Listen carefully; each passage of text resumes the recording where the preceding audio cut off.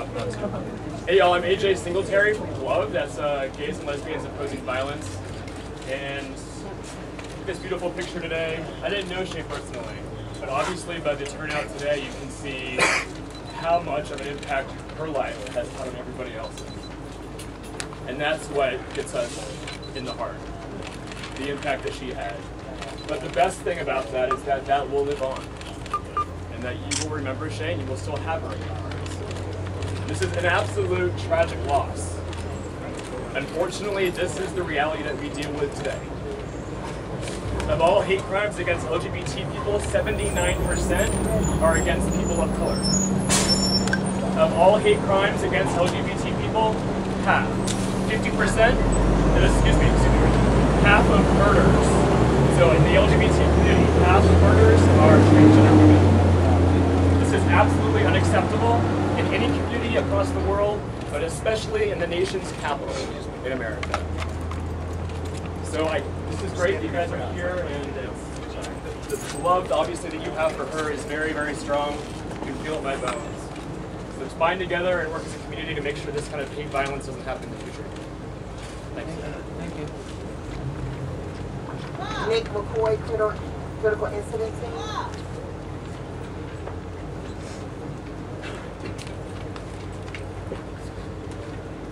So, I think Patrick Henry said, "Gentlemen may cry, peace, peace, but there is no peace, for the war has actually just begun. Is life so dear, or peace so sweet, that it might be purchased at the price of chains or slavery?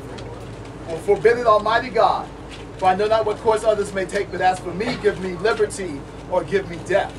So I'm thinking that Shay was thinking, give me liberty or give me death. I'm not going to speak for her, but I'm going to talk a little bit about liberty and life.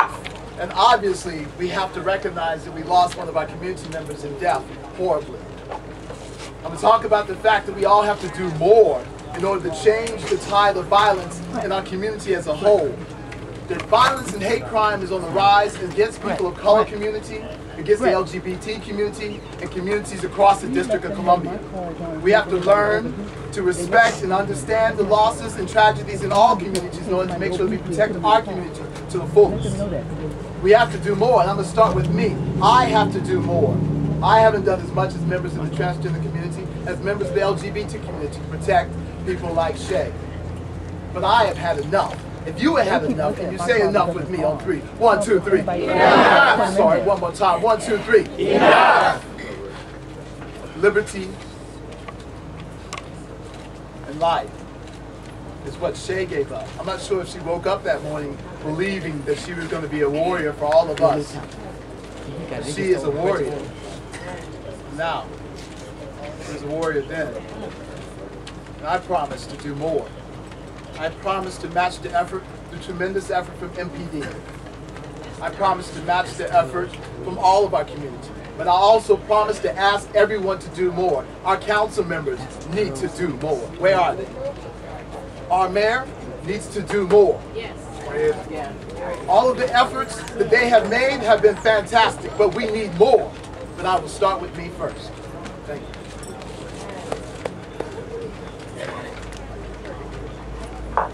First of all, I'd like to give my condolences to the community.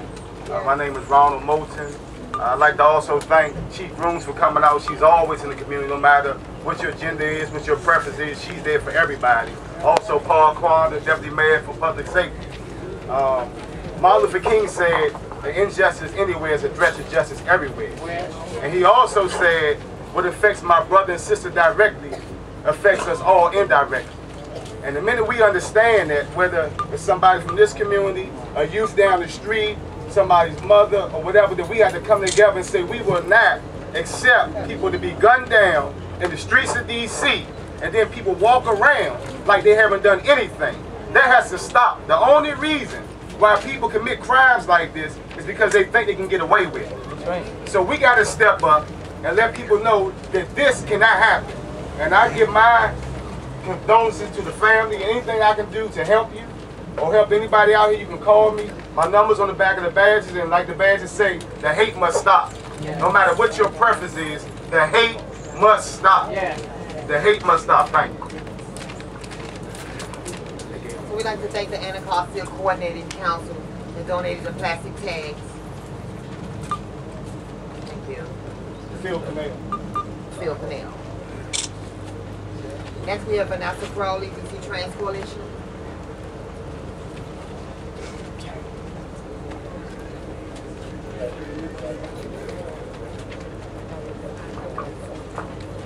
Can y'all hear me? All right. My name is Vanessa Crowley, and I am here to speak on behalf of the DC Trans Coalition. I helped write the following statement with Sadie Vashti, another DCTC member who knew Lashai. Sadie regretfully was not able to be with us today. However, she sends her highest love, support, and solidarity.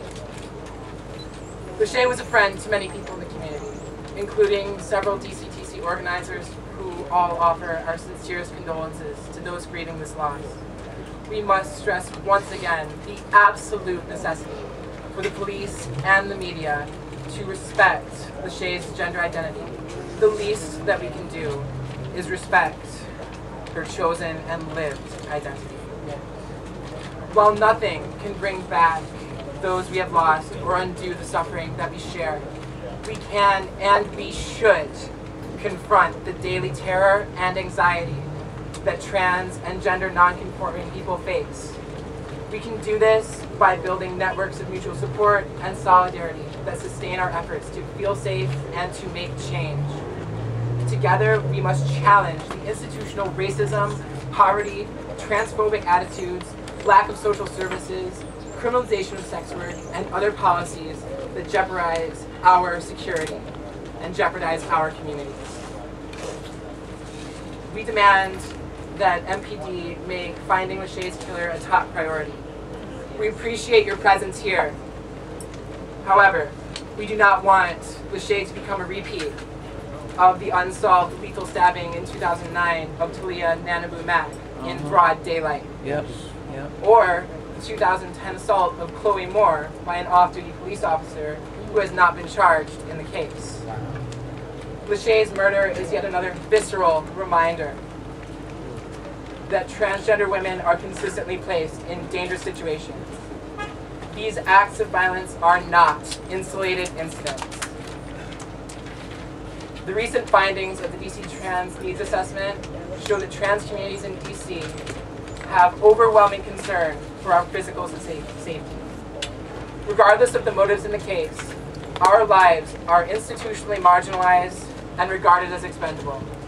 This makes trans women, especially women of color, and those involved or presumed to be involved in the sex industry, far more susceptible to violence. We continue to hope for a future where there are no more senseless and violent deaths in our community. Lashai's memory will strengthen our resolve to continue surviving, supporting one another, and struggling for a better world together. Thank you.